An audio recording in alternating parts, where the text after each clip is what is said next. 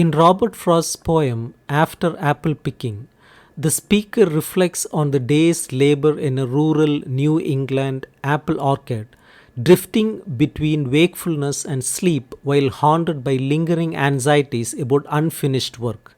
Published in 1914, this poem explores the hazy boundary between consciousness and sleep, with Frost's irregular rhythm and rhyme mirroring the speaker's disorienting descent into rest. Though many of Frost's poems have a steady iambic rhythm, After Apple Picking defies formal meter, echoing the speaker's exhaustion and restless thoughts as he hovers on the edge of sleep.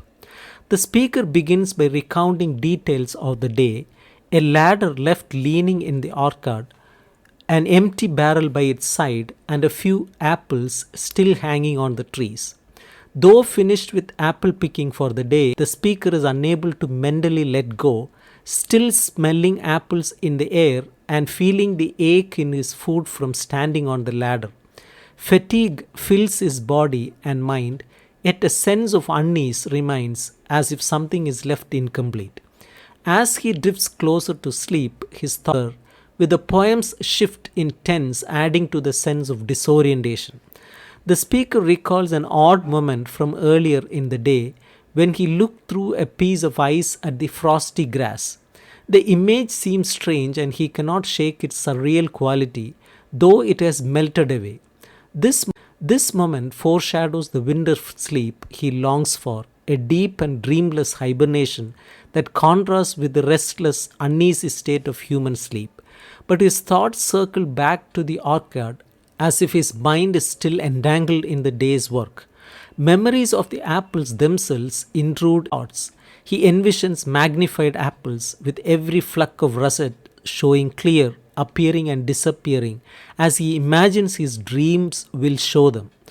These close up images reflect the way work often clings to the mind long after the body has stopped, as even his aching foot calls the pressure of the ladder and the feel of the tree's branches bending under his weight. The sound of apples rumbling into bins echoes in his ears, emphasizing the sensation of being overwhelmed by the day's labor. Throughout the poem, Frost portrays sleep not as a source of comfort, but as a state in which the worries of the day refuse to fade. For the speaker, even sleep holds little relief, and he feels haunted by the apples he couldn't reach or the tasks left unfinished. He muses on whether his sleep might be like that of hibernating woodchuck, long, deep, and undisturbed, or if it will be the fitful human sleep that offers no true reprieve. The poem closes on a tone of resignation, with the speaker bracing for an uneasy rest, knowing his anxieties about the orchard will likely disturb his dreams. Yet, within his tired longing for the long sleep lies an ambiguous desire for complete escape, perhaps even a hint of death. Frost thus captures the toll of relentless labor on the spirit and the way exhaustion can amplify one's anxieties, leaving the speaker stuck between wakefulness and rest in a sleepless state of mind.